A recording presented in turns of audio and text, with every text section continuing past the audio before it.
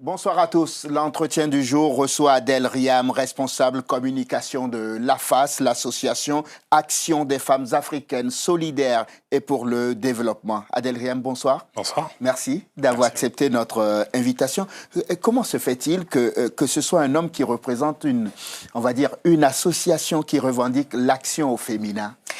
Justement, c'est une preuve, quelle meilleure preuve de sa façon de traiter les sujets qui touchent au féminin, d'être ouvert, d'avoir d'abord l'esprit ouvert, et puis il n'y a pas forcément de segmentation ou de discrimination encore à apporter dans ce domaine-là, vu que l'un des principaux objectifs de l'association est justement de lutter contre les discriminations. Donc il n'y a pas lieu de s'étonner de ça. De se poser cette question. Peut-être qu'on devrait présenter l'AFAS à nos téléspectateurs en quelques mots. Bien sûr. Alors l'AFAS, comme vous l'avez dit, c'est l'Association des femmes africaines solidaires pour le développement. Elle a été créée par Madame Bintou Mlongo en 2001. Elle existe depuis quelques années. Elle s'adresse majoritairement donc à un public très divers en fait, aussi bien issu de l'immigration ou de migrants, ou alors tout simplement de personnes venant de différents milieux socio-professionnels. Elle se focalise surtout dans la lutte contre les discriminations, dans l'insertion socio-professionnelle et dans l'accompagnement aussi. Dans l'accompagnement dans l'entrepreneuriat, mais aussi dans l'éducation et la formation. Si j'ai bien compté, donc ça fait quoi, 17 ans que cette association existe. Elle est gérée par une femme. Vous pouvez me rappeler son nom? Elle est gérée par des femmes. Des femmes, et la présidente est Bintou Mlongo. Qui est du RDC, elle vient du Kivu. On a 12 pôles, en fait. Il y a 12 pôles à l'association, parmi lesquels la lutte contre la malnutrition, la formation, la lutte contre les discriminations, l'insertion socio-professionnelle. Et donc, chaque pôle a des responsables de pôle, qui sont toutes majoritairement des femmes, en fait, et qui, chacune, à leur mesure, gèrent chaque pôle. Et comme des ruisseaux, et ensuite confluent vers un seul fleuve. Un seul fleuve. Cette association, elle fait quoi? Qu'est-ce qu'elle fait concrètement? Donnez-moi un exemple. Un exemple, par exemple, là, nous accompagnons un jeune Angolais qui vient donc d'Angola. Il vient faire ses études et là, il fait un master il fait un master de tourisme, en fait. Et donc, nous, on l'accompagne dans un projet, par exemple, pour faire mieux connaître son pays, mais de façon responsable, c'est-à-dire en étudiant les besoins des populations locales, comment participer au développement de l'économie aussi locale, comment rendre la visibilité plus impactante, si vous voulez. Et du coup, on l'accompagne en structurant son projet, en le formant aussi, en essayant de décrocher des stages, par exemple, pour la personne. Et on l'accompagne jusqu'à l'aboutissement du projet, en espérant qu'il réussisse. Et une fois qu'il réussit, à ce moment-là, nous, on est très heureux aussi que la personne soit parmi les premiers à promouvoir l'action que fait notre association. Est-ce que j'ai bien compris, l'AFAS fédère d'autres associations?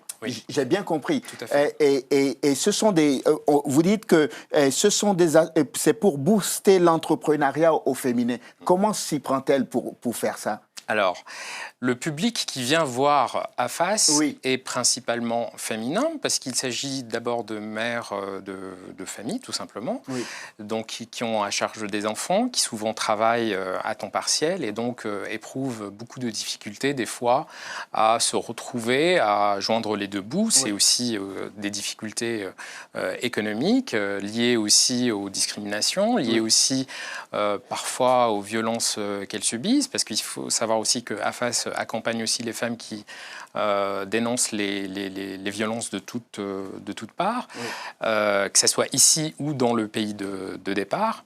Donc du coup, forcément, le public naturel est déjà féminin et du coup, elle s'adresse d'abord à ces femmes-là en essayant de leur donner un sens de mieux maîtriser, de mieux gérer leur destinée et de se prendre en charge, c'est-à-dire de devenir acteur dans la société.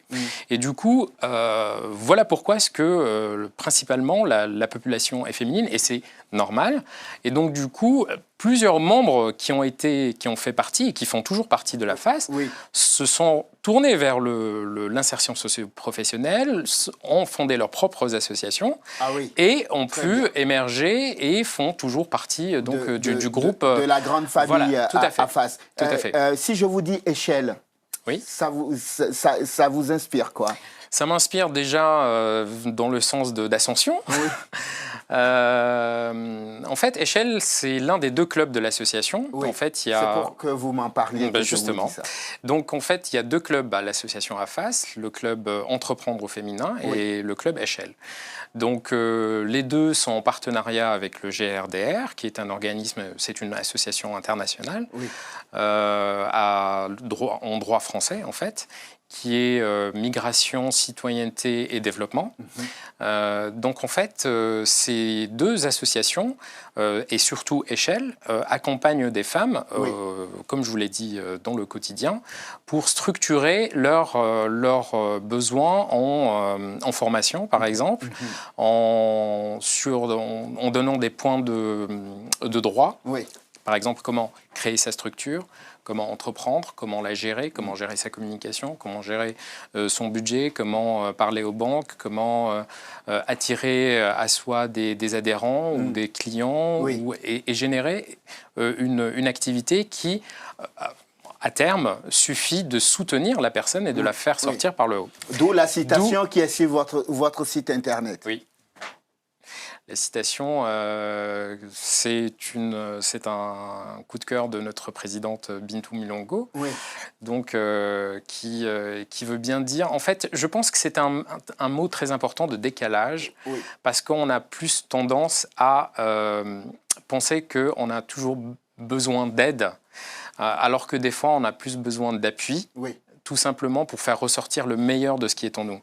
Et donc, du coup, c'est dans ce sens-là que cette citation est très parlante. Donc, si tu penses m'aider... reste là où tu es, mais si tu penses m'accompagner... avancer avec moi, alors je suis tu es le bienvenu. Exactement. On va avancer. On va parler de quelque chose que vous organisez en juillet prochain. C'est Alors, c'est le Festival des Africanités. Ah oui. Le 6 et 7 juillet. Les 6 et 7 juillet, sur 2 jours. Au Centre culturel algérien. Vous avez tout dit. On m'a dit qu'à l'époque, ça s'appelait le bal de la diversité. Pourquoi vous avez changé de nom? Alors, il y a plusieurs facteurs à ça. En fait, moi, j'ai intégré l'association il y a quelques mois, comme je vous l'ai dit. Au mois de mars, vous disiez. Au mois de mars. Et donc, on essayait de voir avec la présidente et puis les autres membres comment est-ce que je pourrais collaborer, en quoi est-ce que je pourrais apporter aussi mon appui à l'association. Et en fait, comme je suis plutôt un communicant, je suis issu en fait d'une formation d'études politiques, tout simplement. Donc en fait, on a réfléchi ensemble et on a dit qu'est-ce qui pourrait vraiment illustrer en même temps le fait, la provenance et pas seulement la destination unique, mais en partie aussi, d'un événement fédérateur qui pourrait coaguler les énergies, les identités autour de l'Afrique. Donc c'était... En fait, déjà, le mot Afrique est apparu.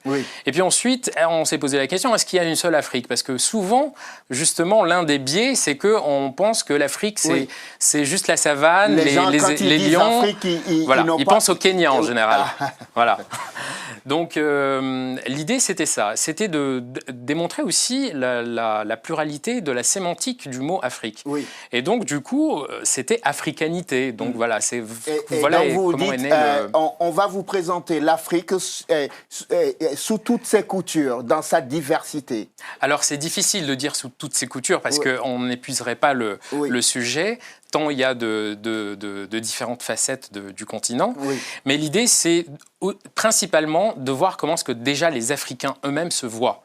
Parce que l'un des problèmes aujourd'hui, surtout dans les médias, dans les médias, sur les réseaux sociaux, etc., il y a certains... c'est toujours pareil, hein, les préjugés changent juste de forme et de médias, mais ils sont très difficiles à combattre, donc il faut toujours remettre les choses en perspective et dans le centre, de dire que l'Afrique est plurielle. Oui. Donc c'est d'abord comment est-ce que les Africains se perçoivent. L'Afrique, il y a plusieurs régions, le Maghreb, l'Afrique subsaharienne, l'Afrique de l'Est, de l'Ouest, l'Afrique du Sud, donc avec des populations différentes, des langues différentes, des cultures différentes, des religions différentes. Oui. Des modèles économiques différents, des politiques différentes. Voilà, donc c'est vraiment un élément protéiforme et on ne peut pas le résumer tout simplement par un seul mot, surtout au singulier. Donc il fallait mettre le pluriel. Oui, donc ce festival se tient sur 2 jours. Pourquoi 2 jours? Vous avez tellement de choses à dire? En fait, on a beaucoup de choses à dire et on prend différents canaux pour le dire. Ah. D'abord, le festival est structuré autour de différentes parties. Oui. Donc, il y a d'abord un stand pour les exposants, là où on permet en fait de faire voir l'entrepreneuriat et la dynamique et le dynamisme des entrepreneurs africains. Oui. Qui viennent rencontrer le public parfois pour la première fois. Donc c'est une façon de promouvoir leurs actions et de rencontrer d'autres acteurs du monde économique, politique, associatif et institutionnel. Il y a aussi le stand, il y aura aussi des associations, donc parmi lesquelles des associations partenaires. Oui. Donc là, on va cerner le monde économique et associatif. Donc c'est l'une des principales raisons et l'une des principales activités que l'on mène au sein un des points forts du festival. J'ai vu qu'il y avait un colloque universitaire et dont le thème était l'Afrique, continent de tous les enjeux. C'est quoi l'objectif de Alors vous avez raté un mot, c'était encore.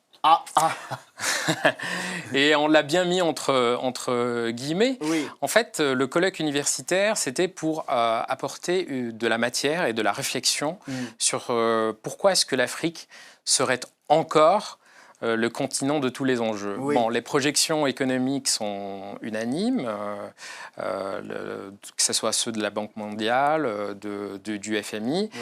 Le continent qui connaîtra parmi les plus fortes croissances, si ce n'est la plus forte croissance, est bien le continent africain. Oui. Maintenant, les questions se posent. Comment est-ce que cette croissance va profiter aux Africains eux-mêmes d'abord, à travers les acteurs économiques, mais aussi à travers les acteurs politiques et à travers les acteurs individuels, en fait, les personnes.